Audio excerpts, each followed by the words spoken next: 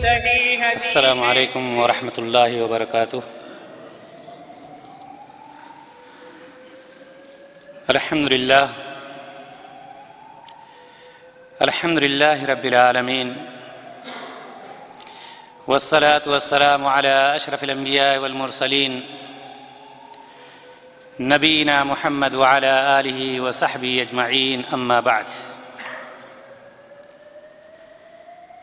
قال اللہ تعالی فی القرآن المجید والفرقان الحمید، اعوذ باللہ من الشیطان الرجیم، بسم اللہ الرحمن الرحیم۔ وَقَضَىٰ رَبُّكَ أَلَّا تَعْبُدُوا إِلَّا إِيَّاهُ وَبِالْوَالِدَيْنِ إِحْسَانًا إِمَّا يَبْلُغَنَّ عِندَكَ الْكِبَرَ أَحَدُهُمَا أَوْ كِلَاهُمَا فَلَا تَقُل لَّهُمَا أُفٍّ وَلَا تَنْهَرْهُمَا وَقُل لَّهُمَا قَوْلًا كَرِيمًا وَاخْفِضْ لَهُمَا جَنَاحَ الذُّلِّ مِنَ الرَّحْمَةِ وَقُل رَّبِّ ارْحَمْهُمَا كَمَا رَبَّيَانِي صَغِيرًا۔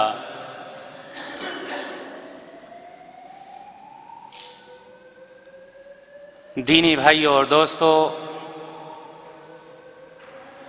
اور قابل احترام ماں اور بہنوں، تمام قسم کی حمد و ثنا، تعریف و توصیف، بڑائی اور بزرگی اس وحدہ لا شریک کے لیے جو خالق کائنات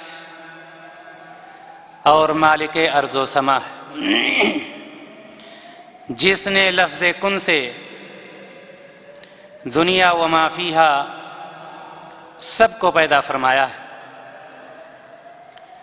اور اس کے بعد لاکھوں کروڑوں درود و سلام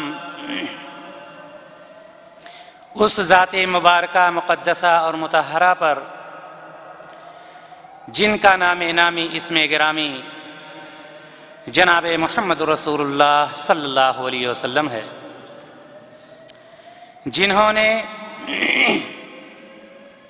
بہت ساری مشقتیں برداشت کر کے اللہ تبارک و تعالیٰ کے پیغام کو ہم تک اور آپ تک پہنچایا ہے۔ محترم حضرات و خواتین، آج کا موضوع جیسا کہ آپ کے سامنے ابھی اعلان کیا گیا ہے، حقوق الوالدین، ماں باپ کے حقوق، والدین کے حقوق۔ حضرات گرامی، آج کل معاشرہ اور سوسائٹی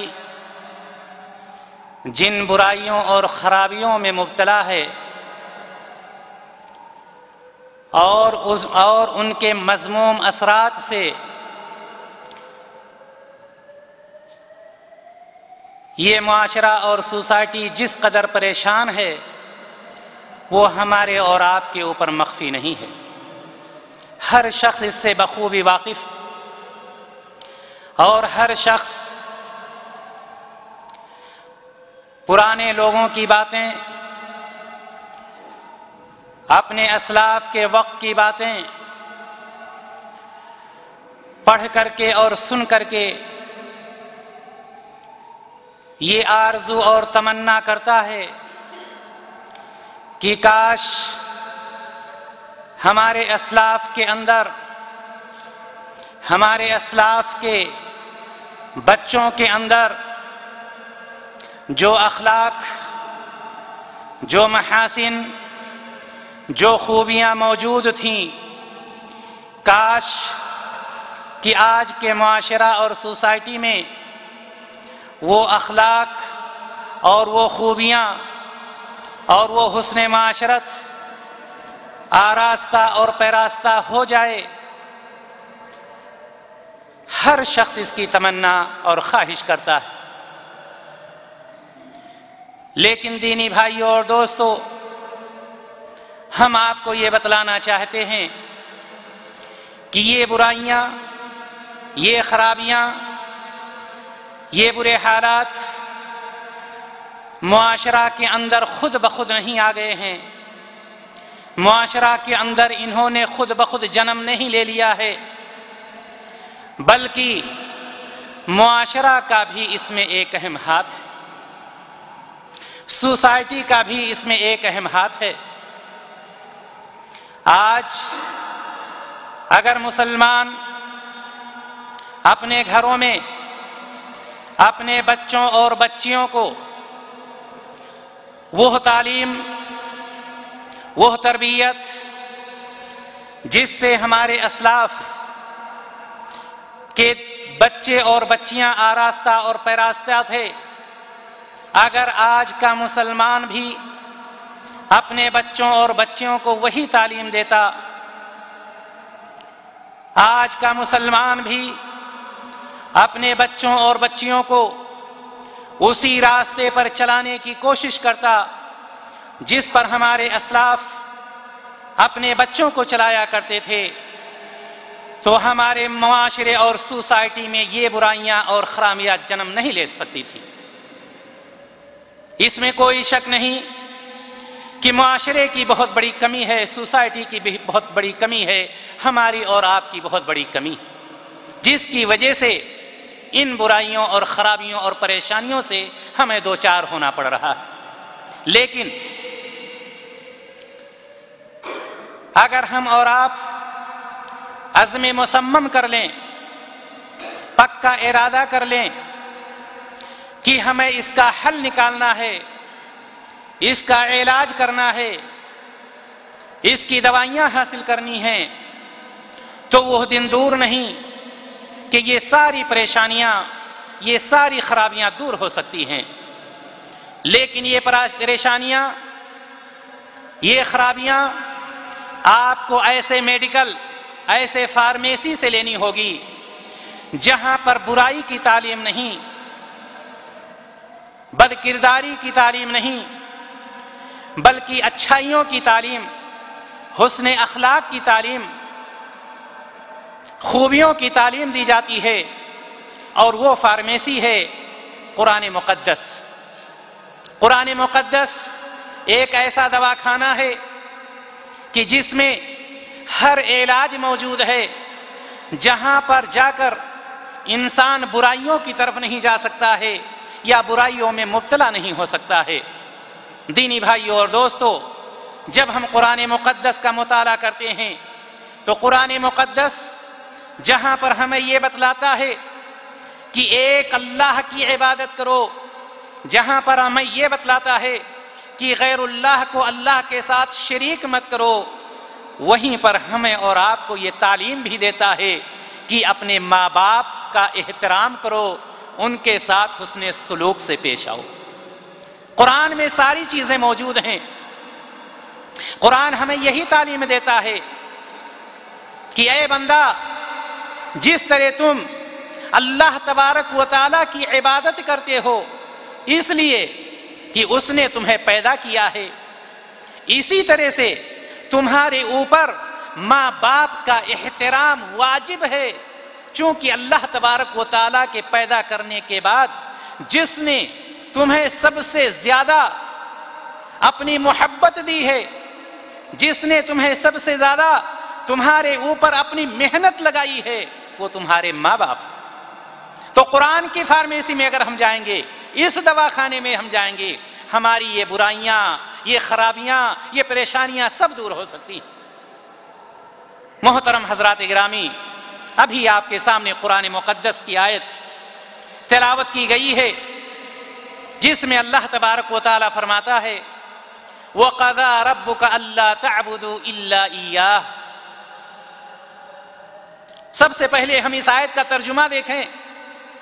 تمہارا رب یہ فیصلہ کر چکا ہے، یہ حکم دے چکا ہے کہ تم اللہ کے سوا کسی کی عبادت مت کرنا۔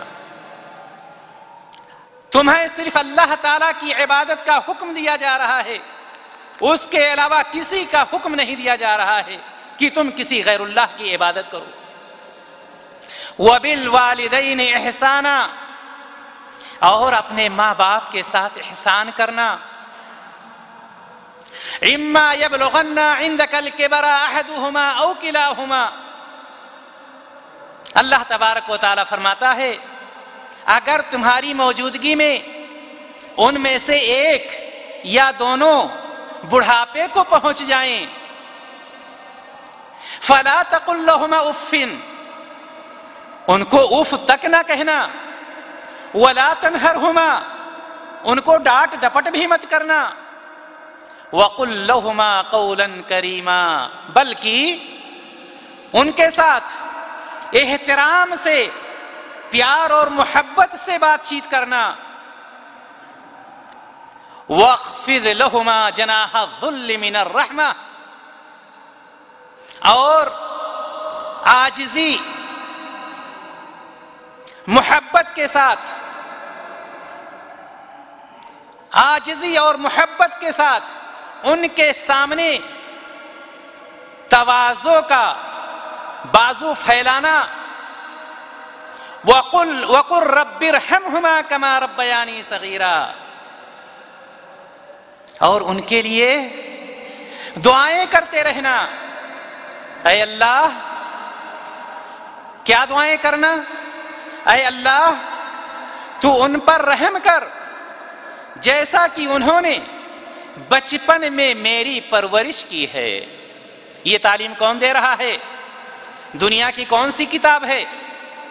یہ کتاب وہ کتاب ہے جس کے متعلق کسی نے کہا تھا کہ تغیر ہو گیا سارے مذاہب کی کتابوں میں، تغیر ہو گیا سارے مذاہب کی کتابوں میں، ٹلا شوشا نہ ایک قرآن محمد کا۔ یہ وہ کتاب ہے جس طرح سے جبریل امین علیہ الصلاۃ والتسلیم کے ذریعے جناب محمد رسول اللہ صلی اللہ علیہ وسلم پر نازل ہوئی، اسی حالت میں آج تک موجود ہے۔ یہ وہ کتاب تعلیم دے رہی ہے۔ ہم اس دواخانہ میں جائیں گے، ساری بیماریاں ہماری ختم ہو جائیں گی، کوئی بیماری باقی نہیں رہے گی۔ یہ وہ دواخانہ ہے جس کے متعلق خود رب کائنات فرماتا ہے نحن نزلنا الذکر وإنا لہ لحافظون، ہم اس کو خود نازل کرنے والے ہیں اور ہم خود ہی اس کی حفاظت کرنے والے ہیں۔ دینی بھائیو اور دوست، موضوع ہے حقوق الوالدین، ماں باپ کے حقوق۔ آج ہم ان بھائیوں تک بھی اپنے دل کی بات پہنچانا چاہتے ہیں جن کے ماں باپ اس دنیا سے رخصت ہو چکے ہیں، ان بھائیوں سے بھی پہنچانا چاہتے ہیں جن کے ماں باپ آج بھی موجود ہیں،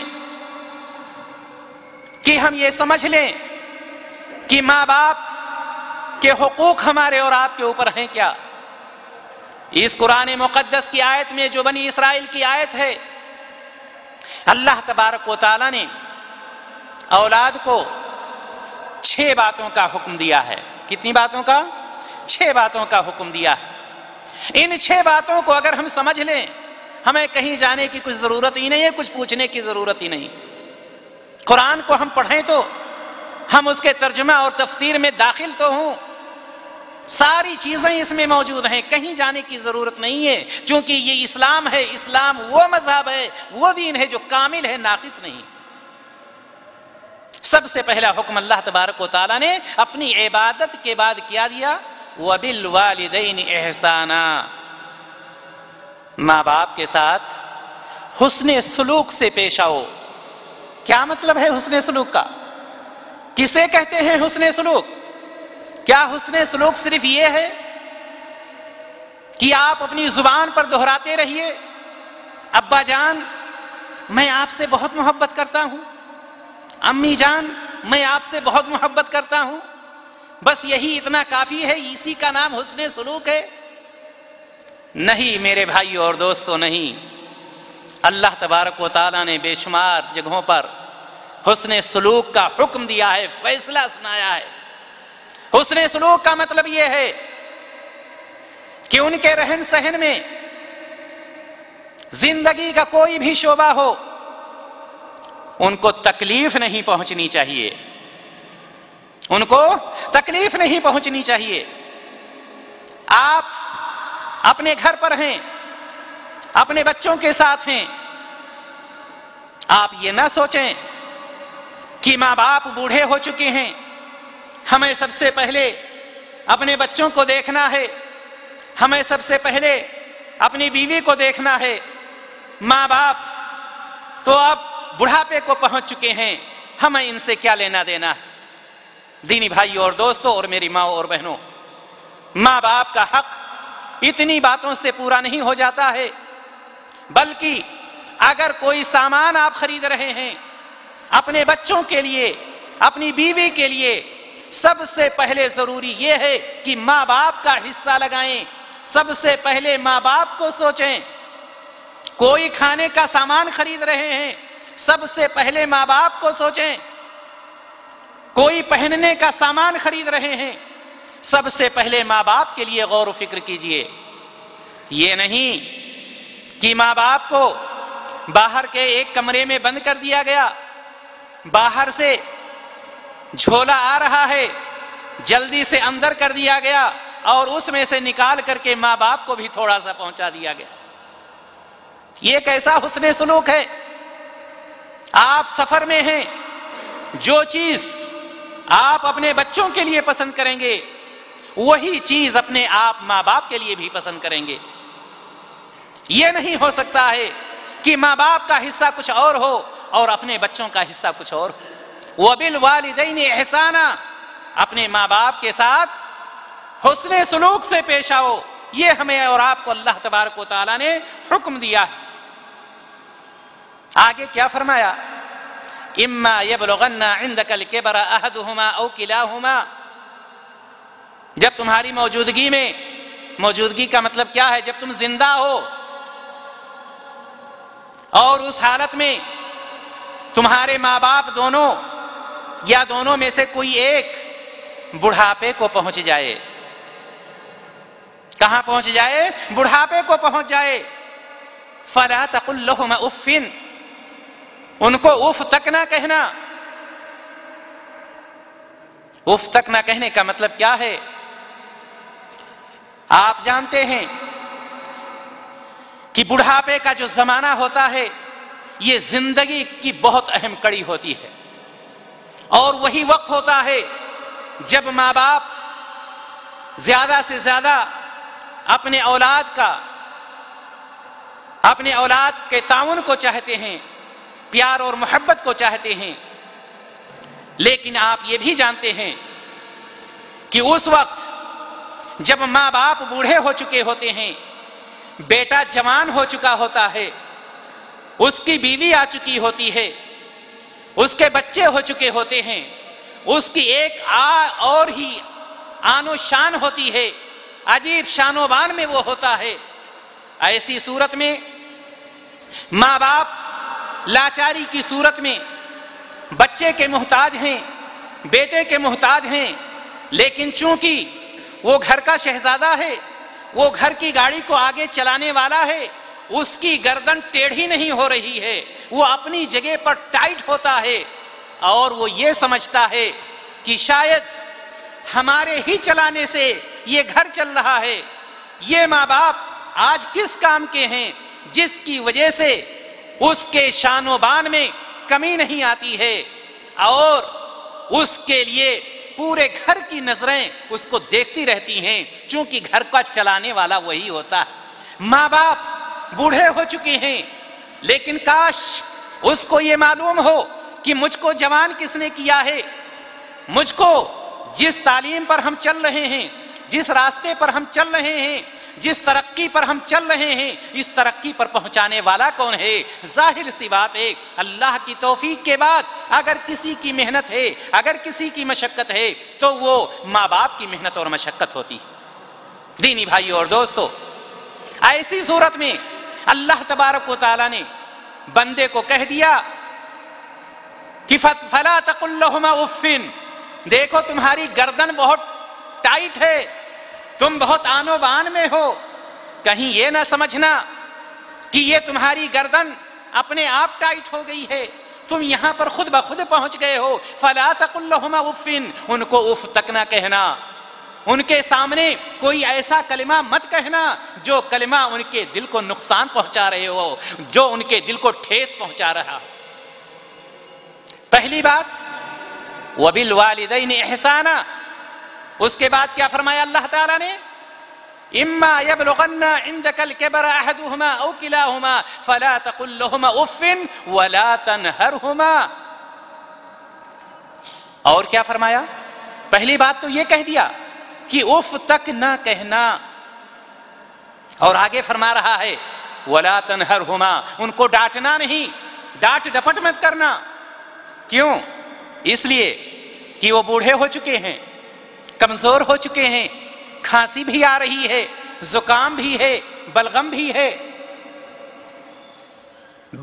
بڑھاپے میں چڑچڑاپن بھی آ جاتا ہے. کوئی بات، کوئی زبان سے ایسی بات نکل جاتی ہے جس سے وہ بیٹا جس کو وہ اپنا چشم و چراغ سمجھ رہا تھا باپ، اس ایک کلمہ کو برداشت نہیں کرتا ہے، اس ایک کلمہ کو برداشت نہیں کرتا ہے، اور فوراً مزاج اس کا گرم ہو جاتا ہے. اللہ تبارک و تعالیٰ نے ہمیں اور آپ کو یہ بتلا دیا کہ اے بندہ یاد رکھ، کہیں ایسا نہ ہو کہ عرش اعظم ہل جائے اس وقت جب تو اپنے ماں باپ کی نافرمانی کر رہا ہو، اور ماں باپ اپنے اندر کڑھن محسوس کر رہے ہوں. تمہاری بیوی بھی اس کو ڈانٹ رہی ہے، تمہارے بچے بھی اس کو ڈانٹ رہے ہیں، تم خود اس کو ڈانٹ رہے ہو. کہیں ایسا نہ ہو یہ باپ، یہ ماں، ان کے دونوں ہاتھ اللہ تعالیٰ کی طرف اٹھ جائیں اور عرش اعظم ہل جائے، اور تمہاری یہ گردن جو بالکل سخت ہو چکی ہے، جس آن و بان میں تم چل رہے ہو، کہیں تمہاری گردن جھک نہ جائے. اس لیے خیال رکھنا، فلا تنہرہما، ان کو ڈانٹنا مت، ڈانٹ ڈپٹ مت کرنا، حسن سلوک سے پیش آنا. وقل اور اللہ تبارک و تعالی نے فرمایا وقل لہما قولا کریما. کیا فرمایا؟ وقل لہما قولا کریما، بلکہ بہت پیار سے، محبت سے، احترام سے، آداب سے ان سے باتیں کرنا. کیوں کہ بڑھاپے میں ماں باپ دولت نہیں چاہتے ہیں، بلڈنگ اور حویلی نہیں چاہتے ہیں، ان کو صرف ایک خواہش ہوتی ہے، ایک خواہش ہوتی ہے. کیا خواہش ہوتی ہے؟ میرا بیٹا میرے پاس بیٹھ کر کے میٹھی میٹھی چند باتیں کر لے. لیکن بیٹے کے پاس وقت کہاں؟ بیٹا تو غلام ہو چکا ہے. باہر سے آنے کے بعد سب سے پہلے بیوی کے پاس پہنچا، اس کو خوش کیا، پوچھ لیا کہ کھانا دیا ہے کہ نہیں کھانا دیا ہے، اگر دل میں آیا تو، ورنہ اس کی بھی ضرورت نہیں. اللہ تبارک و تعالیٰ نے بتلا دیا کہ ایسا مت کرنا. یہ دونوں وہ ہیں جنہوں نے ہماری محبت کے بعد، ہمارے احسان کے بعد، انہی دونوں کا احسان تمہارے اوپر ہے. وَقُلْ رَبِّ ارْحَمْهُمَا كَمَا رَبَّيَانِي صَغِيرًا. کیا فرمایا اللہ تعالیٰ نے؟ احترام سے بات کرنا، پیار اور محبت سے بات چیت کرنا، اور ان کے لیے دعائیں کرتے رہنا، ان کے لیے دعائیں کرتے رہنا. اللہ تبارک و تعالیٰ نے فرمایا کہ ان کے لیے دعائیں کرتے رہنا. کون سی دعا؟ رب ارحمہما، اے اللہ تو ان دونوں پر رحم کر، اے اللہ تو ان دونوں پر رحم کر. کما ربیانی صغیرا، جس طرح سے انہوں نے بچپن میں ہماری پرورش کی ہے. یہاں پر اللہ تبارک و تعالیٰ نے بچپن کو کیوں یاد دلایا ہے جانتے ہیں آپ؟ اس لیے اللہ تبارک و تعالیٰ نے یاد دلایا ہے تاکہ وہ یہ بتلا دے کہ بچپن کا وہ زمانہ تھا جب تم کسی لائق نہیں تھے، جب تم کچھ بھی کرنے کے لائق نہیں تھے. اگر تمہاری ماں نے پیدائش کے بعد تمہیں کوڑے میں پھینک دیا ہوتا، تم کوڑے سے نہیں نکل سکتے تھے۔ بچپن میں اگر تمہارے باپ نے خود تمہارا گلا دبا دیا ہوتا، تمہارے اندر روکنے کی طاقت نہیں تھی۔ بچپن کے اندر اگر تمہارے ماں باپ نے تمہیں کپڑا نہ پہنایا ہوتا، تم ننگے پڑے رہتے۔ بچپن میں اگر تمہاری ماں نے خود اپنے سینے سے دودھ نہ لگایا ہوتا، تم بھوکے مر جاتے۔ بچپن میں اگر تمہاری ماں نے تمہیں سنوارا نہ ہوتا تو آج تم اس طرح سے خوبصورت نہ ہوتے۔ وَقُلْ رَبِّ ارْحَمْهُمَا كَمَا رَبَّيَانِي صَغِيرًا۔ بچپن کو ہمیں اس لیے یاد دلایا، جس طرح سے تم بچپن میں لاچار تھے، تمہارے ہاتھ میں کچھ بھی نہیں تھا، آج تمہارا باپ جو چارپائی پر پڑا ہوا ہے، تمہاری ماں جو چارپائی پر پڑی ہوئی ہے، آج وہ بھی لاچار ہے۔ اس وقت اس نے تم کو سنبھالا تھا، جب تم لاچار تھے، آج وہ لاچار ہے، آج تم کو اس کو سنبھالنا ہے۔ اس وقت اس نے تم کو سنبھالا تھا اور آج تم اس کو سنبھالو گے۔ اسی لیے اللہ تبارک و تعالیٰ نے ہمیں اور آپ کو یہ یاد دلا دیا، وَقُلْ رَبِّ ارْحَمْهُمَا كَمَا رَبَّيَانِي صَغِيرًا۔ دینی بھائیو اور دوست، اللہ کے رسول جناب محمد رسول اللہ صلی اللہ علیہ وسلم کی حدیث آتی ہے، حضرت عبداللہ بن مسعود رضی اللہ تعالیٰ عنہ اس کے راوی ہیں، فرماتے ہیں اللہ کے رسول صلی اللہ علیہ وسلم سے، اَيُّ الْعَمَلِ أَحَبُّ إِلَى اللَّهِ۔ عبداللہ بن مسعود رضی اللہ تعالیٰ عنہ کی حدیث آتی ہے، اے اللہ کے رسول صلی اللہ علیہ وسلم، اللہ تعالیٰ کے نزدیک کون سا عمل سب سے بہترین ہے؟ آپ صلی اللہ علیہ وسلم نے فرمایا، الصلاة على وقتها۔ قال ثم أيُّ؟ قال بر الوالدین۔ بخاری اور مسلم کی روایت۔ عبداللہ بن مسعود رضی اللہ تعالیٰ عنہ پوچھتے ہیں، اے اللہ کے رسول صلی اللہ علیہ وسلم، سب سے بہترین عمل کون سا ہے؟ آپ صلی اللہ علیہ وسلم فرماتے ہیں کہ صحیح وقت پر نماز ادا کرنا۔ پوچھتے ہیں اس کے بعد؟ آپ صلی اللہ علیہ وسلم نے فرمایا، ماں باپ کے ساتھ حسن سلوک سے پیش آنا، نیکی کرنا۔ دینی بھائیو اور دوست، اسی طرح سے اللہ کے رسول جناب محمد رسول اللہ صلی اللہ علیہ وسلم کی دوسری حدیث آتی ہے کہ رضا اللہ فی رضا الوالد،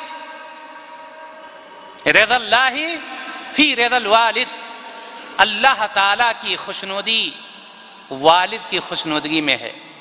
یعنی اگر والد خوش ہے تو اللہ خوش ہے، وسخط اللہ فی سخط الوالد، اور اللہ تعالیٰ کی ناراضگی والد کی ناراضگی میں ہے۔ اب آپ خود سوچیں کہ باپ کو ناراض کر کے، ماں کو ناراض کر کے ہم کیا اللہ تبارک و تعالیٰ کو ناراض کرنا چاہتے ہیں؟ ظاہر سی بات ہے، یہ کوئی نہیں کہے گا کہ ہم اللہ تعالیٰ کو ناراض کرنا چاہتے ہیں، لیکن یہ بات کسی کے سمجھ میں نہیں آتی کہ ہمارے حقوق جس طرح سے ہمارے ماں باپ پر ہیں، اسی طرح سے ماں باپ کے حقوق بھی ہمارے اور آپ کے اوپر ہیں۔ دینی بھائی اور دوستو، اللہ کے رسول جناب محمد رسول اللہ صلی اللہ علیہ وسلم کے پاس ایک صحابی آتے ہیں اور سوال کرتے ہیں، من حق الناس بحسن صحابتی، اے اللہ کے رسول صلی اللہ علیہ وسلم، میرے حسن صحبت کا سب سے زیادہ حقدار، سب سے زیادہ مستحق کون سا شخص ہے؟ آپ صلی اللہ علیہ وسلم نے فرمایا، امک، تمہاری ماں۔ قال ثم من؟ قال امک۔ قال ثم من؟ قال ثم امک۔ قال ثم من؟ قال ثم ابوک۔ 3 مرتبہ، کتنے مرتبہ؟ 3 مرتبہ صحابی نے جب پوچھا، اے اللہ کے رسول صلی اللہ علیہ وسلم، حسن صحبت کا سب سے زیادہ مستحق کون ہے؟ آپ صلی اللہ علیہ وسلم نے فرمایا، تمہاری ماں۔ پھر کون؟ تمہاری ماں۔ پھر کون؟ تمہاری ماں۔ 4تھی مرتبہ فرمایا، تمہارا باپ۔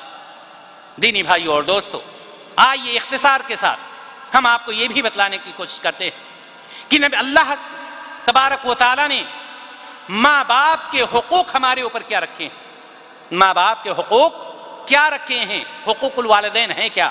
سب سے پہلی چیز، ماں باپ کی اطاعت کرنا، ماں باپ کی اطاعت کرنا، ماں باپ کی باتوں کو ماننا، جو کچھ بھی وہ طلب کریں اس کو حاضر کرنا، لیکن یاد رکھیں گے جہاں تک ماں باپ کی اطاعت کا معاملہ ہے وہاں پر معاملہ یہ ہے کہ جو کچھ حلال چیزیں ماں باپ حکم دیں گے اس کو ہم کریں گے.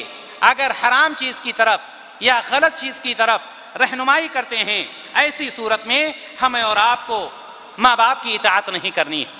لیکن جو کچھ بھی حلال چیزیں ماں باپ ہمیں حکم دیتے ہیں اس کو ہمیں پورا کرنا چاہیے. اسی طرح سے ماں باپ کے اوپر خرچ کرنا یہ ان کا حق ہے ہمارے اور آپ کے اوپر کہ ماں باپ کے لیے ہم خرچ کریں. اسی طرح سے ماں باپ کے حقوق میں سے ان کے لیے دعائیں کرنا کہ ہم ماں باپ کے لیے دعائیں کریں. اگر ماں باپ زندہ ہیں تو ہم یہ دعا کریں الہ العالمین ان کو اس وقت تک زندہ رکھ جب تک تیری رضا ہے تیری خواہش ہے اور ان کو جب تک زندہ رکھ دین اسلام پر رکھ بخیر و خوبی رکھ اور جب خاتمہ ہو تو دین اسلام پر ہو. یہ ہم ان کے لیے ہمیشہ دعا کرتے رہیں. اسی طرح سے ماں باپ کے حقوق میں سے صلہ رحمی ہے کہ ہم ماں باپ کے جو دوست ہوں جو اقربا ہوں جو ملنے جلنے والے ہوں ان سے بھی محبت کریں. یہ ماں باپ کے حقوق میں سے ہے. یہ نہیں کہ ماں باپ ختم ہو گئے اب ان کے جو ملنے جلنے والے ہیں ہم ان سے رشتہ ناتا کاٹ لیں. نہیں، ماں باپ کے حقوق میں سے یہ بھی ہے کہ ہم ملنے والوں سے ملتے رہیں. اسی طرح سے ماں باپ کے حقوق میں سے یہ ہے کہ جب کوئی چیز وہ ہم سے طلب کریں کوئی چیز ہم سے طلب کریں پہلی فرصت میں ہم اس کو ان تک پہنچانے کی کوشش کریں ان کو دینے کی کوشش کریں. اسی طرح سے ماں باپ کے حقوق میں سے یہ ہے کہ ہم اور آپ پیار اور محبت سے بہت ہی احترام کے ساتھ نرم زبان سے پیارے انداز میں پیارے اسلوب میں ہم ان سے بات کریں. جھڑک کر کے ڈانٹ ڈپٹ کر کے ہم ان سے بات نہ کریں. اسی طرح سے ماں باپ کے حقوق میں سے یہ بھی ہے کہ جب ماں باپ خاص طور سے سو رہے ہوں یا آرام کر رہے ہوں بغیر اجازت کے ہم ان کے کمرے میں داخل نہ ہوں یا بغیر اجازت کے ہم ان سے چھیڑ چھاڑ نہ کریں بلکہ ہم اس کا خیال رکھیں. چونکہ بڑھاپا کا جو وقت ہوتا ہے یہ بہت عجیب و غریب وقت ہوتا ہے. ایسے وقت میں انسان کے اندر سمجھ بوجھ کم چڑچڑاپن زیادہ آ جاتا ہے. اس لیے اس بات کا خیال رکھیں کہ ماں باپ کس چیز کو پسند کر رہے ہیں اور کس چیز کو پسند نہیں کر رہے ہیں. اسی طرح سے خاص طور سے بڑھاپے میں مرض کی حالت میں کمزوری کی حالت میں ہم ان سے جھڑک کر کے خاص طور سے ڈانٹ ڈپٹ کر کے بالکل بات نہ کریں. چونکہ یہ بات تو ہر حالت میں منع ہے لیکن خاص طور سے جب مرض کی حالت میں ہو تو اس سے اور پرہیز کرنا چاہیے. اسی طرح سے ان لوگوں کا ماں اور باپ کا دوسرے لوگوں پر ترجیح دینا. مثال کے طور پر کھانا ماں باپ کو پہلے آپ حاضر کریں اس کے بعد اپنے بچوں کو حاضر کریں.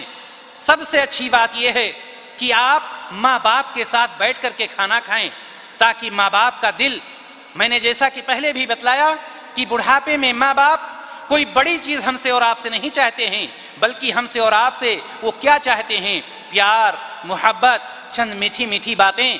ان کے روم میں آپ گئے چارپائی پر بیٹھ گئے، باپ ہیں پیروں کو سلا دیا سر کو دبا دیا تھوڑی پیاری پیاری باتیں کی کچھ لے کر کے آئے خود پیش کیا خود بھی کھا رہے ہیں ماں باپ کو بھی کھلا رہے ہیں. یہی ان کی زندگی ہوتی ہے.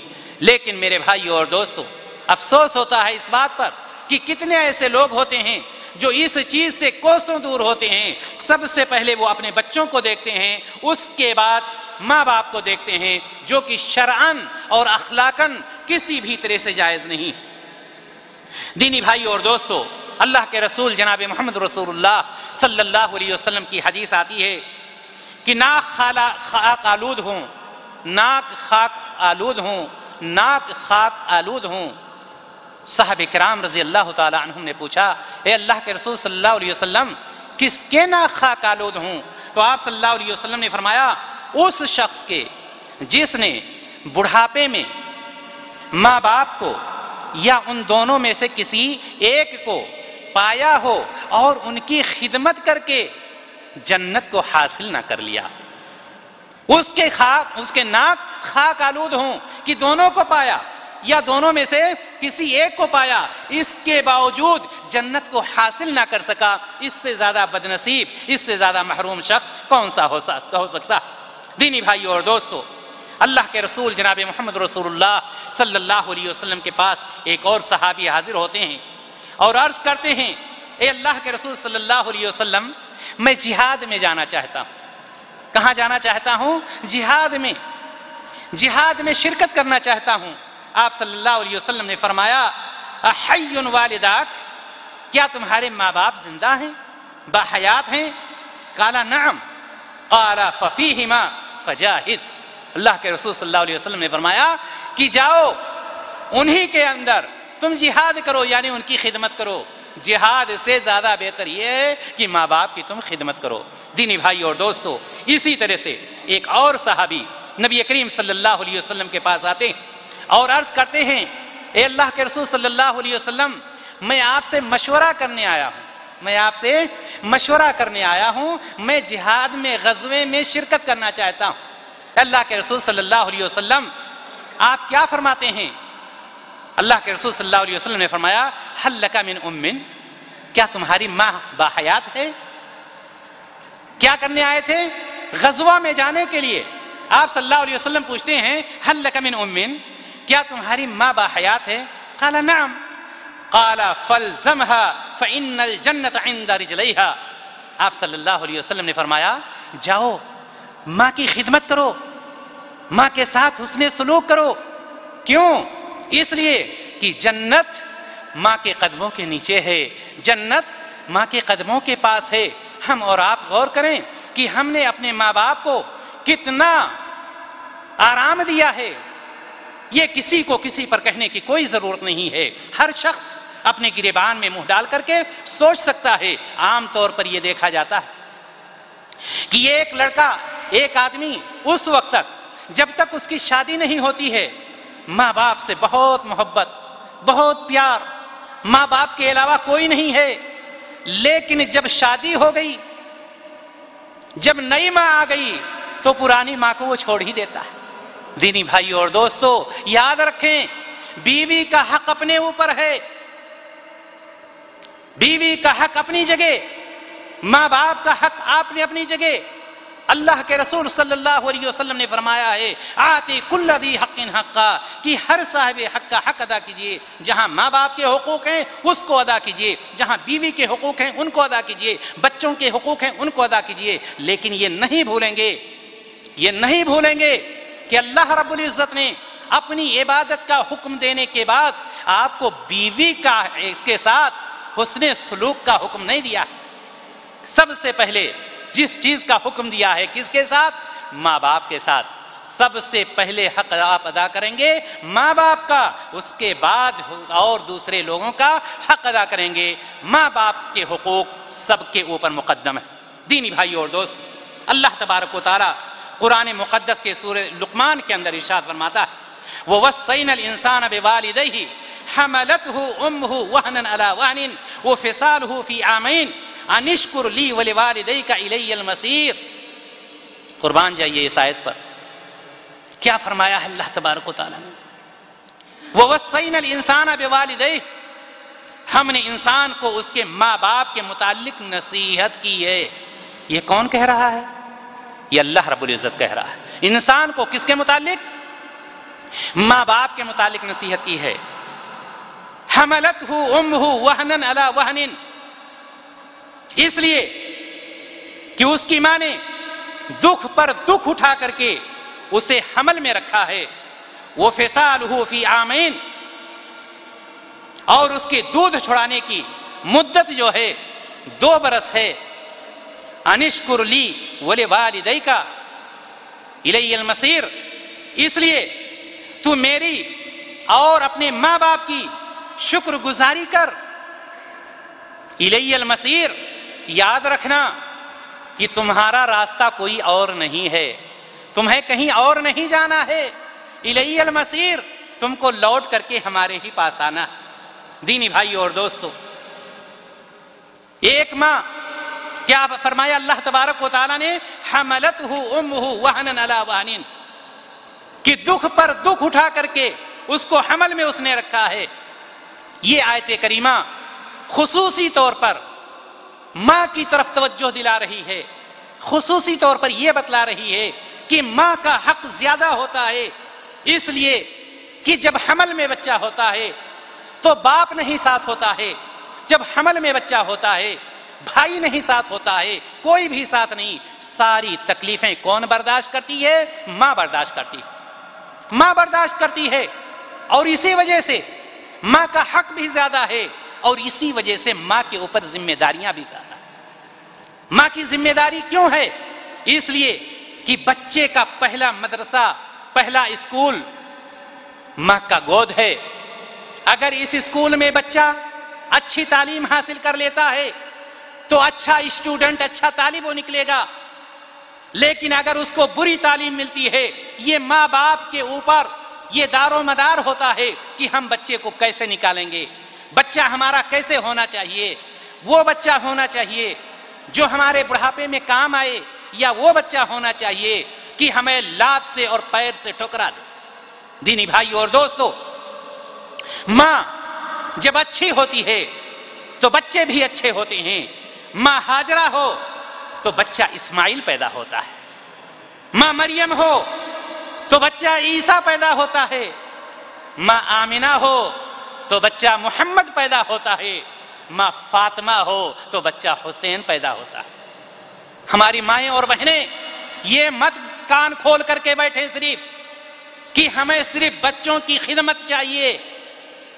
بچوں کی خدمت ملے گی، لیکن اس وقت ملے گی جب ہاجرہ جیسا کام آپ کریں گی، فاطمہ جیسا کام کریں گی، مریم جیسا کردار ادا کریں گی، اس وقت آپ کو بچہ وہ ملے گا جو کہے گا رب ارحمہما کما ربیانی صغیرا، اے اللہ ان دونوں پر رحم کر جس طرح سے ان دونوں نے ہمارے اوپر بچپن میں ہماری پرورش کی ہے۔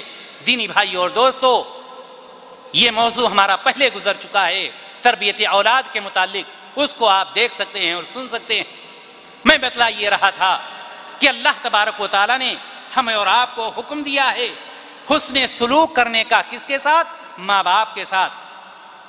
اسی طرح سے اللہ تبارک و تعالیٰ سورۃ الاحقاف کے اندر ارشاد فرماتا وَوَصَّيْنَا الْإِنسَانَ بِوَالِدَيْهِ إِحْسَانًا، اور ہم نے انسان کو اپنے ماں باپ کے ساتھ حسن سلوک کرنے کا حکم دیا ہے، حسن سلوک کرنے کا حکم دیا ہے۔ کیوں؟ حملتہ امہ کرہن ووضعتہ کرہن، اس کی ماں نے اسے تکلیف جھیل کر پیٹ میں رکھا، ووضعتہ کرہن، اور تکلیف برداشت کر کے اس کو جنا ہے، تکلیف برداشت کر کے اس کو جنا ہے، ووضعتہ کرہن، تکلیف برداشت کر کے اس کو جنا ہے۔ اس پر آپ کو میں ایک واقعہ بتلاؤں کہ ایک شخص یمن سے اپنی ماں کو لیتا ہے۔ کہاں پر لیتا ہے؟ جہاز پہ نہیں، گاڑیوں پہ نہیں، یہ لینڈ کروزر اس وقت نہیں تھی، اپنے کندھے پر لیتا ہے۔ یمن سے اپنی ماں کو کندھے پر لے کر کے مکہ کی سرزمین پر پہنچتا ہے، کندھے پر لے کر کے طواف کراتا ہے۔ اس کے بعد عبداللہ بن عمر رضی اللہ تعالی عنہما سے ملاقات ہوتی ہے۔ وہ شخص کہتا ہے کہ کیا میں نے اپنی ماں کا حق ادا کر دیا؟ ہمارے بھائی وہ سوچیں جو یہ سوچتے ہیں کہ ماں باپ اب کس کام کے ہیں، آج نہیں کل، کل نہیں پرسوں تو ان کو چلا جانا ہے، انہوں نے تو مجھے ایسے گھر میں رکھا تھا، میں نے تو ان کے لیے بلڈنگ بنوا دی، ان کو یہ دیا اور ان کو وہ دیا۔ چند پیسے کیا ہو گئے؟ ہماری نظریں بدل گئیں، ہم نے یہ سمجھ لیا کہ ہم نے ماں باپ کے ساتھ بہت بڑا احسان کیا ہے۔ عبداللہ بن عمر رضی اللہ تعالی عنہما سے جب یہ سوال کیا جاتا ہے کہ میں اپنی ماں کو کندھے پر لے کر یمن سے آیا ہوں، طواف کرایا ہوں کندھے ہی پر، کیا میں نے ماں کا حق ادا کر دیا؟ کیا فرمایا؟ آج کا لڑکا اگر ہوتا تو کہتا اب تمہیں کیا چاہیے؟ کندھے پر لے کر تم کو پھر رہا ہوں، اس سے زیادہ میں تم کو کیا دے سکتا ہوں؟ کیا کیا تھا تم نے میرے لیے؟ میں نے اپنی عقل سے، اپنی تعلیم سے، اپنے اس سے، اپنے اس سے یہ ترقی کی ہے۔ عبداللہ بن عمر رضی اللہ تعالی عنہما فرماتے ہیں کہ نہیں، تم نے حق ادا نہیں کیا ہے۔ وہ شخص پریشان ہو جاتا ہے، پریشان۔ عبداللہ بن عمر رضی اللہ تعالی عنہما کیا فرماتے ہیں؟ فرماتے ہیں اے بندے خدا، تم یہ کہہ رہے ہو کہ میں نے ماں کا حق ادا کر دیا یا نہیں؟ تمہاری ماں نے تمہاری پیدائش کے وقت تمہاری ماں کی منہ سے جو ایک آہ نکلی تھی، پوری تکلیفیں نہیں، پوری تکلیفیں نہیں، صرف ایک آہ جو نکلی تھی اس وقت جب تم ماں کے پیٹ سے نکل کر دنیا میں آ رہے تھے، جو ایک آہ نکلی تھی اس کا بھی تم نے حق ادا نہیں کیا، اور پوری زندگی کو تم چھوڑ دو۔ ایک آہ۔ آپ نے اگر بڑے ہاسپٹلوں کو دیکھا ہوگا کہ ولادت کے وقت عورتوں کو ایسے روم میں لے جاتے ہیں جہاں سے آواز باہر نہ نکلنے پائے، جانوروں سے زیادہ تیز آواز اس وقت اس عورت کی نکلتی ہے جب ایک عورت ایک بچے کو جنم دیتی ہے، اور ہم یہ کہتے ہیں کہ ہم نے ماں کا حق ادا کر دیا، ہم نے ایسا کھلایا، ایسا پلایا، ہم نے ان کو حج کرا دیا اور عمرہ کرا دیا۔ میرے بھائی اور دوستو، اللہ تبارک و تعالی نے فرمایا وَوَضَعَتْهُ كُرْهًا، تکلیف برداشت کر کے اس نے جنا ہے، وَحَمْلُهُ وَفِصَالُهُ 30 شهرًا، اللہ تبارک و تعالی نے فرمایا کہ اس کے حمل اور اس کے دودھ چھڑانے کا زمانہ 30 مہینہ ہے، حتی اذا بلغ اشدہ وبلغ 40 سنہ، یہاں تک کہ جب وہ اپنی پختگی اور 40 سال کی عمر کو پہنچ گیا۔ کون سا بچہ؟ وہ بچہ جو پیدائش کے وقت ادھر ادھر پھینک دیا جاتا، اس کو پتہ نہیں چلتا، اور آج آپ میڈیا پہ دیکھیے، آئے دن یہ پتہ چلتا ہے کہ آج فلاں کوڑے دان سے بچہ ملا، کل فلاں جگہ لٹکا ہوا بچہ ملا۔ یہ کیوں؟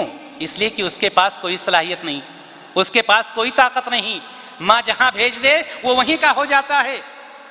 اس کے بعد اللہ تبارک و تعالیٰ کیا فرماتا ہے نقشہ کو کھینچتے ہوئے کہ جب وہ 40 سال کی عمر کو پہنچ جاتا ہے تو کیا کہتا ہے؟ قال رب اوزعنی ان اشکر نعمتک التی انعمت علی وعلی والدی، اے میرے رب، اے میرے رب، مجھے توفیق دے کہ میں تیری اس نعمت کا شکر بجا لاؤں جو تو نے مجھ پر اور میرے ماں باپ پر انعام کی ہے۔ وَأَنْ عَامَلَ صَالِحًا، اور ساتھ ہی ساتھ یہ کہ میں ایسے نیک عمل کروں جس سے تو راضی ہو جائے، جس سے تو خوش ہو جائے۔ وَأَصْلِحْ لِي فِي ذُرِّيَّتِي، یہ کون سا بندہ ہوتا ہے؟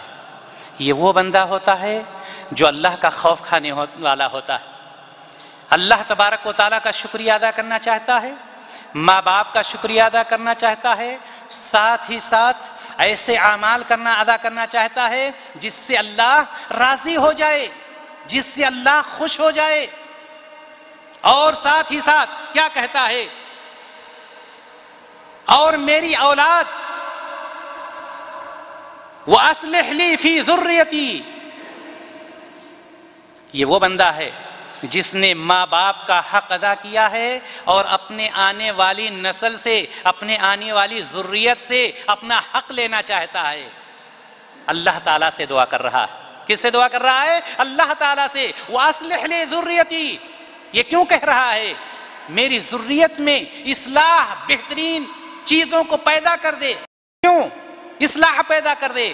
اس لیے کہ یہ جانتا ہے کہ آج میرے ماں باپ بڑھاپے پہ پہنچے ہوئے ہیں، کل میرا وقت آئے گا کہ میں اس جگہ پر ہوں گا، میرے ماں باپ میرے بچے اس جگہ پر ہوں گے جہاں پر آج میں ہوں۔ ایک واقعہ میں نے بہت بچپن میں سنا تھا یا پڑھا تھا، مجھے یاد نہیں، لیکن بہت ہی عبرت انگیز ہے۔ ایک شخص اپنے باپ کو، جب باپ بوڑھا ہو جاتا ہے تو اپنے گھر سے نکال کر کے باہر ایک کٹیا بناتا ہے اور اس کٹیا میں رکھ دیتا ہے اور کھانا پانی اس کا وہاں پر جاتا رہتا ہے۔ کھانا لے جانے والا اس کا بیٹا ہوتا ہے، یعنی پوتا۔ وہ پوتا جو ہے اس کو کھانا پہنچا دیتا ہے۔ کھانا جس میں جاتا ہے وہ مٹی کا ایک برتن ہوتا ہے، اس مٹی کے برتن میں وہ پوتا لے جا کر کے اپنے دادا کو کھانا دیتا ہے اور وہ برتن وہیں پر رکھا رہتا ہے۔ پھر جب وقت ہوتا ہے دوسرے برتن میں لے گیا، اسی مٹی کے برتن میں اس کو ڈال دیتا ہے۔ دادا اس کا کھا لیتا ہے، بیٹے سے اور یا اس پوتے کے باپ سے کوئی تعلق نہیں ہے۔ آیا گھر میں بیٹا تو پوچھ لیا کہ بیٹا کھانا لے گئے تھے، دادا کو کھانا دیے یا نہیں دیے؟ اگر کہہ دیا ہاں الحمدللہ ہم نے حق ادا کر دیا ہے۔ بات چلتی رہتی ہے۔ ایک دن آتا ہے کہ اس کا باپ یعنی اس پوتے کا دادا کھانا کھا رہا تھا اور پلیٹ یا برتن اٹھاتا ہے اور وہ گر جاتا ہے، چونکہ برتن مٹی کا تھا۔ برتن کس کا تھا؟ مٹی کا تھا۔ برتن ٹوٹ جاتا ہے۔ پوتا اٹھ کر کے دادا کو مارنا شروع کر دیتا ہے۔ پوتا کس کو مارنا شروع کرتا ہے؟ دادا کو مارنا شروع کر دیتا ہے۔ باپ اس کا اس وقت گھر میں موجود تھا، یعنی بوڑھے کا بیٹا گھر میں موجود تھا، دوڑ کر کے آتا ہے۔ وہ کہتا ہے کہ کیوں مار رہے ہو دادا کو؟ کچھ نہیں، وہ مارتا جا رہا ہے، پکڑ کر کھینچتا ہے۔ دوسرے لوگ آ کر کے پوچھتے ہیں بیٹا کیا معاملہ ہے، دادا کو کیوں مار رہے ہو؟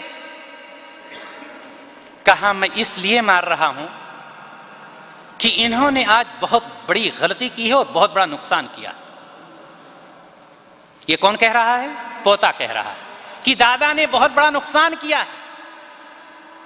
بوڑھے کا بیٹا بھی موجود ہے اور اس کا پوتا یہ کہہ رہا ہے۔ کہا میرے دادا نے بہت بڑا نقصان کیا ہے، میں اس کو برداشت نہیں کر سکتا۔ لوگوں نے کہا نقصان ہے کیا، بتلاؤ گے؟ اس کا باپ کہہ رہا ہے بیٹا میں تم کو سب کچھ دینے کے لیے تیار ہوں، کیا تمہارا نقصان ہوا ہے؟ تمہارے لیے ہم نے یہ کیا اور گھر بنوا دیا اور ایسا کر دیا ویسا کر دیا۔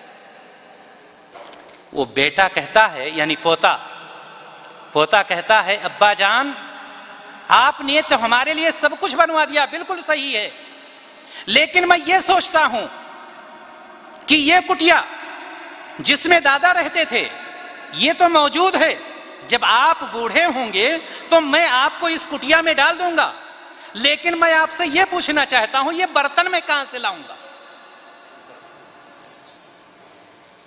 میں یہ برتن کہاں سے لاؤں گا؟ جس وقت آپ بوڑھے ہوں گے میں یہ سوچ رکھا ہوں کہ میں بھی آپ کو اسی برتن میں کھلاؤں گا جس میں آپ دادا کو کھلا رہے۔ ہم اور آپ یہ نہ سوچیں کہ ماں باپ نہیں دیکھ رہے ہیں۔ اللہ کی قسم، ماں ہو یا باپ ہو، اگر ایک آہ نکل گئی اے اللہ اس سے بہتر ہے، اس رسوائی سے بہتر ہے کہ مجھے اس دنیا سے اٹھا لے، میں اب یہ رسوائی کی زندگی برداشت نہیں کر سکتا، اگر یہ آہ ایک باپ کی زبان سے یا ایک ماں کی زبان سے نکل گیا تو یاد رکھیں ہم اپنے آپ کو کتنا بھی بڑا دولت مند کیوں نہ سمجھ لیں، دنیا کی کوئی بھی سکون آپ کو نصیب نہیں ہو سکتا۔ اور اگر اللہ تبارک و تعالیٰ نے امتحان لینے کے لیے ہمیں فراہم بھی کر دیا تو یاد رکھنا جنت ہمارے لیے حرام ہو جائے گی، اور اگر جنت حرام ہو گئی تو سیدھا ٹھکانہ پھر جہنم کا ہو۔ دینی بھائیوں اور دوستوں، بات کو زیادہ نہیں بڑھاؤں گا، آئیے ہم اور آپ ان لوگوں کے لیے جو ماں باپ کا خیال نہ کر کے بیویوں کو، بچوں کو، دوست و احباب کو ترجیح دیتے ہیں، ان کے متعلق سرور کائنات صلی اللہ علیہ وسلم کی چند حدیثیں سن لیتے ہیں۔ اللہ کے رسول صلی اللہ علیہ وسلم نے فرمایا، ایسے شخص کے لیے جو ماں باپ کا خیال نہیں کرتا یا ان دونوں میں سے کسی ایک کا خیال نہیں کرتا، اللہ کے رسول صلی اللہ علیہ وسلم نے فرمایا، ان اللہ حرم علیکم عقوق الامہات، اللہ تبارک و تعالیٰ نے تمہارے اوپر ماں باپ کی نافرمانی کرنا حرام قرار دیا ہے، ایک دم حرام قرار دیا ہے۔ دوسری حدیث میں اللہ کے رسول صلی اللہ علیہ وسلم فرماتے، الا انبئکم باکبر الکبائر، قلنا بلا یا رسول اللہ، قال الاشراک باللہ وعقوق الوالدین۔ معلوم یہ ہوا کہ یہ ماں باپ کی نافرمانی یہ گناہ کبیرہ میں سے ہے۔ نبی کریم صلی اللہ علیہ وسلم نے کیا فرمایا، کیا میں تم کو گناہوں میں سے سب سے بڑے گناہ کے بارے میں نہ بتلا دوں؟ صحابہ نے فرمایا، بلا یا رسول اللہ، اللہ کے رسول صلی اللہ علیہ وسلم ضرور بتلائیے، کون سا گناہ ہے، وہ کون سے گناہ ہیں جو بڑے بڑے گناہ ہیں؟ آپ صلی اللہ علیہ وسلم نے فرمایا، الاشراک باللہ وعقوق الوالدین، اللہ کے ساتھ کسی کو شریک ٹھہرانا اور ماں باپ کی نافرمانی کرنا۔ ہم یہاں بیٹھے ہوئے ہیں، کتنے ایسے لوگ ہوں گے جن کے ماں باپ یہاں پر ہوں گے الحمدللہ، لیکن اکثریت ان لوگوں کی ہوگی جن کے ماں باپ اپنے ملکوں میں ہوں گے۔ ہم بیوی کو فون ضرور کریں گے ڈیلی، ماں باپ کو ہفتے میں، مہینے میں اگر ایک مرتبہ پوچھ لیا تو یہ ہمارا احسان ہوگا ان کے اوپر، یہ ہمارا احسان ہوگا ان کے اوپر۔ یہاں سے پیسہ جائے گا، سب سے پہلے کس کو ملے گا؟ ہوم منسٹر کو۔ اب ان کے دل میں اگر آیا، جتنا چاہا دے دیا، نواز دیا، اور نہیں تو وہ ایک مجسمہ بن کر کے بیٹھے ہوئے۔ یاد رکھیں، کبیرہ گناہوں میں سے ہے، بخشش نہیں ہو سکتی ہے۔ اللہ کے رسول جناب محمد رسول اللہ صلی اللہ علیہ وسلم کی دوسری حدیث آتی ہے جس میں آپ صلی اللہ علیہ وسلم فرماتے ہیں، ثلاثۃ قد حرم اللہ علیہم الجنہ، ثلاثۃ قد حرم اللہ علیہم الجنہ، تین لوگ ایسے ہوں گے جن پر اللہ تعالیٰ نے جنت کو حرام قرار دیا، جنت کو حرام قرار دیا۔ سب سے پہلا شخص مدمن الخمر، شراب پینے والا، شرابی، والعاق، اور نافرمان۔ عاق کہتے ہیں ماں باپ کے نافرمان کو، جو ماں باپ کی نافرمانی کرتا ہے، والدیوث، اور تیسرا شخص دیوث۔ دیوث کس کو کہتے ہیں؟ شرابی، ماں باپ کا نافرمان، اور دیوث کس کو کہتے ہیں؟ جی ہاں، دیوث جان لیجئے، دیوث کہتے ہیں اس شخص کو، دیوث کہتے ہیں اس شخص کو جو اپنے گھر کے اندر، اپنی بیوی کے اندر، اپنے اہل کے اندر بدکاری، برائیوں کو دیکھتا ہے اور خاموش رہتا ہے۔ برائیاں ہو رہی ہیں، ساری برائیاں موجود ہیں اور اس پر کوئی اثر نہیں پڑتا ہے۔ نبی کریم صلی اللہ علیہ وسلم نے ایسے شخص کو کیا فرمایا ہے؟ دیوث۔ یہ تین لوگ ایسے ہوں گے جن پر اللہ تبارک و تعالیٰ نے جنت کو حرام قرار دیا۔ اسی طرح سے اللہ کے رسول جناب محمد رسول اللہ صلی اللہ علیہ وسلم کی ایک حدیث اور آتی جس میں اللہ کے رسول صلی اللہ علیہ وسلم فرماتے ہیں، بہت ہی معنی خیز حدیث، اور کان کھول لیں وہ لوگ جنہوں نے اب تک ماں باپ کی نافرمانی کی ہے۔ آپ صلی اللہ علیہ وسلم فرماتے ہیں، کل الذنوب یؤخر اللہ ما شاء منہا الی یوم القیامہ، ہر گناہ اللہ تبارک و تعالی اگر چاہے تو قیامت تک کے لیے مؤخر کر سکتا ہے۔ کل ذنوب یؤخر اللہ ما شاء منہا الی یوم القیامہ، ہر گناہ اگر اللہ تعالیٰ چاہے، کوئی بھی گناہ اگر اللہ تعالیٰ چاہے تو اس کو مؤخر کر سکتا ہے، یعنی یہ کہ اس کی سزا فوراً نہیں مل سکتی ہے۔ الا عقوق الوالدین فإن اللہ تعالیٰ یعجلہ لصاحبہ فی الحیات قبل الممات۔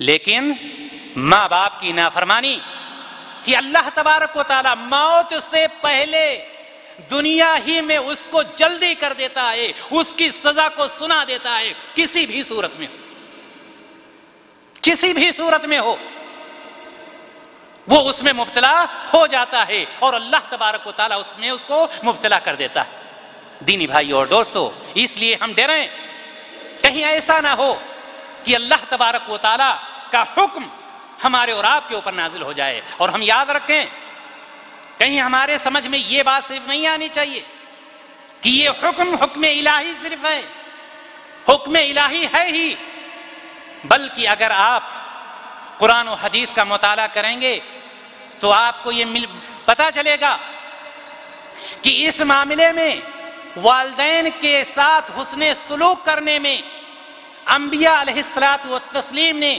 کتنا بہترین نمونہ چھوڑا ہے۔ حضرت زکریہ علیہ الصلوۃ والتسلیم کو کون نہیں جانتا ہے؟ حضرت زکریہ علیہ الصلوۃ والسلام اللہ تبارک و تعالیٰ سے روتے ہیں، گڑ گڑاتے ہیں، اے اللہ مجھے اولاد دے دے، اے اللہ مجھے کوئی اولاد دے دے۔ کسی قبر والے سے نہیں مانگتے ہیں، کسی درگاہ والے سے نہیں مانگتے ہیں، کسی ولی اور فقیر سے نہیں مانگتے ہیں، کس سے کہتے ہیں؟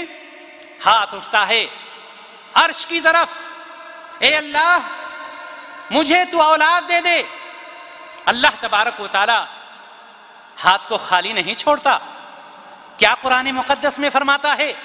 فبشرناہ بغلام، ہم نے ان کو بچے کی بشارت دی، بچے کی خوشخبری دی، اور ساتھ ہی ساتھ اللہ تبارک و تعالیٰ نے اس کا نام بھی متعین کر دیا، اسمہ یحییٰ، بشارت دیا، نام بھی رکھ دیا، اور کہا کہ اے زکریا بیٹا تمہارا ہوگا، نبی میرا ہوگا۔ اور اس کے بعد یحییٰ علیہ الصلوۃ والتسلیم کی شان میں اللہ تبارک و تعالیٰ کیا فرماتا ہے؟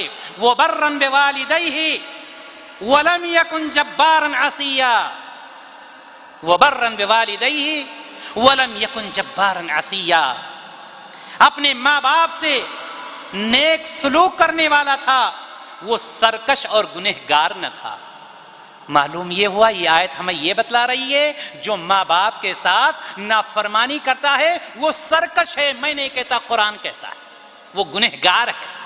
اسی طرح سے حضرت عیسیٰ علیہ الصلوۃ والتسلیم کے بارے میں اللہ تبارک و تعالیٰ نے فرمایا وَبَرًّا بِوَالِدَتِي وَلَمْ يَجْعَلْنِي جَبَّارًا شَقِيًّا، وَبَرًّا بِوَالِدَتِي وَلَمْ يَجْعَلْنِي جَبَّارًا شَقِيًّا، اور اس نے مجھے اپنی والدہ کا خدمت گزار بنایا۔ کس نے؟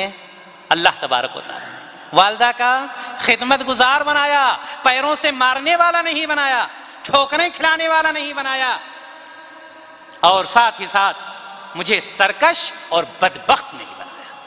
معلوم یہ ہوا قرآن یہ بتلا رہا ہے کہ جو اپنے ماں باپ کے ساتھ ایسا کرتا ہے وہ سرکش ہے، گنہگار ہے، اور وہ بدبخت ہے۔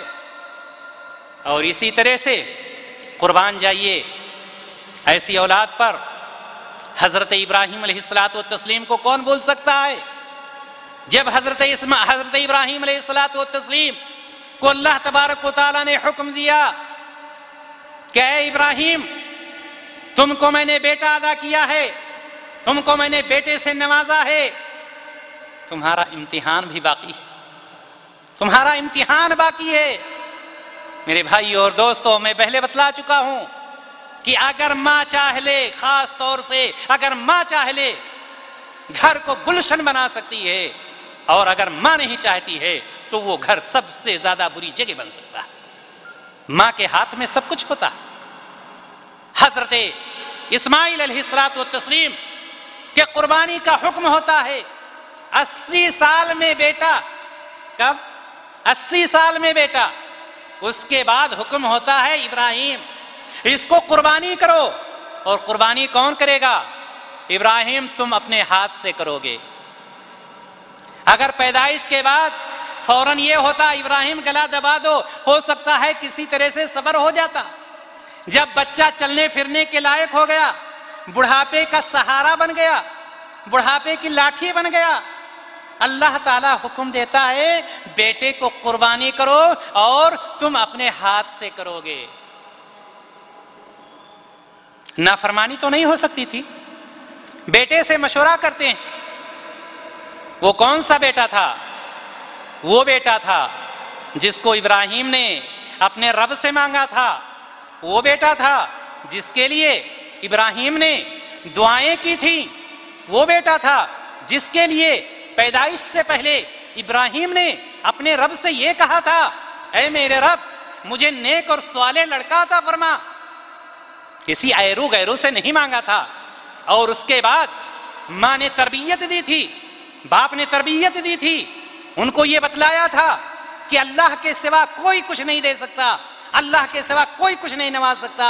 جب ایسے بیٹے سے ابراہیم علیہ السلام کہتے ہیں کہ اے بیٹے قربانی کا حکم آ چکا ہے، چھری تمہارے گلے پر چلانے کا حکم آ چکا ہے، بیٹا نے کیا کہا؟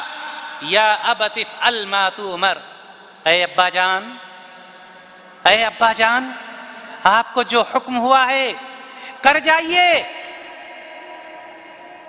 اور ساتھ ہی ساتھ اگر واقعہ کو آپ پڑھیں گے تو آپ کو یہ ملے گا کہ یہی اسماعیل علیہ السلام ہیں جو کہتے ہیں اے ابا جان چھری کو تیز کر لیجئے کہ جب ہمارے گلے پر آپ رکھیں فوراً سر الگ ہو جائے، دھڑ الگ ہو جائے، کہیں ایسا نہ ہو چھری چل نہ رہی ہو، شفقت پدری غالب آ جائے اور آپ چھری کو پھینک دیں اور اللہ تعالیٰ کے یہاں نافرمان ہو جائیں۔ ابا جان چھری کو تیز کر لیجئے۔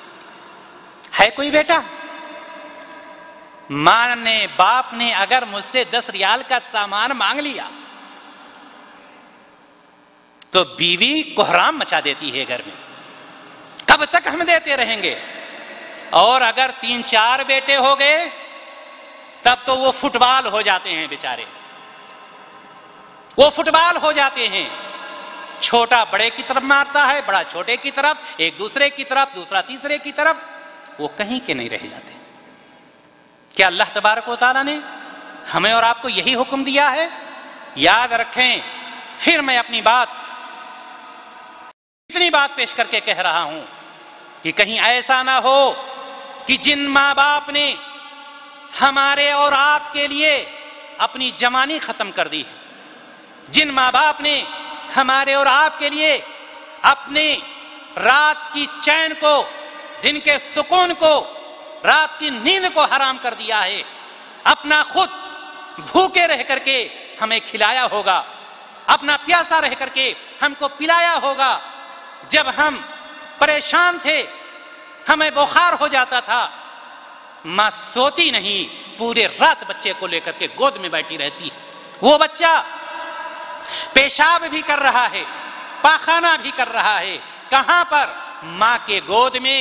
وہ ماں جس کو ہم گھر کے باہر والا کمرہ کر دیتے ہیں تاکہ یہ لوگ ایک سائیڈ میں پڑے رہیں، کہیں ایسا نہ ہو یہ ماں باپ اپنے رب سے التجائیں کرنے لگیں، ان کا ہاتھ عرش اعظم کی طرف اٹھ جائے اور عرش اعظم ہل جائے اور ہماری یہ شہرت، ہماری یہ عزت خاک میں مل جائے اور ہم در در کی ٹھوکریں کھانے لگیں۔ اس لیے کہ ماں باپ کی دعائیں جس طرح تیزی سے قبول ہوتی ہیں اسی طرح سے بد دعائیں بھی تیزی سے قبول ہوتی ہیں۔ دینی بھائی اور دوستو، اور میری ماں اور بہنوں، میں یہیں پر اپنی بات اس دعا کے ساتھ ختم کرتا ہوں کہ الہ العالمین ہم تمام لوگوں کو ماں باپ کے ساتھ حسن سلوک کرنے کی توفیق عطا فرمائے۔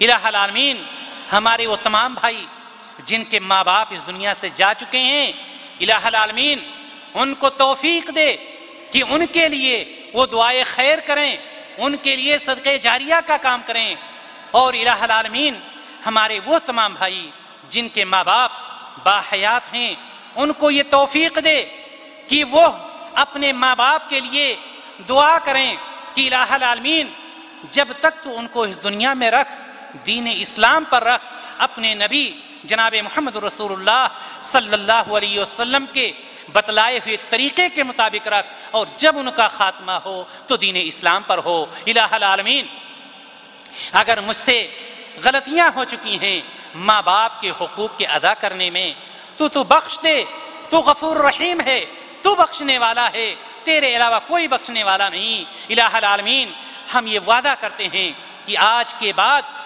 ہم اپنے ماں باپ کے حقوق میں کوئی کمی نہیں کریں گے، الہ العالمین ان کے پورے حقوق کو ادا کریں گے۔ تیرے بعد اگر کسی کا حق ہوگا، تیرے اور تیرے رسول کے بعد اگر کسی کا حق ہوگا تو میرے ماں باپ کا حق ہوگا، اور ہم ان کو اچھی طرح سے ان کے ساتھ حسن سلوک کریں گے۔ وآخر دعوانا ان الحمدللہ رب العالمین۔ السلام علیکم ورحمۃ اللہ وبرکاتہ۔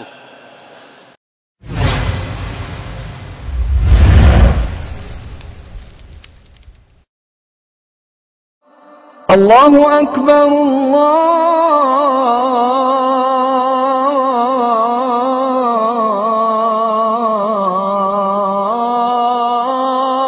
اکبر، اشہد ان لا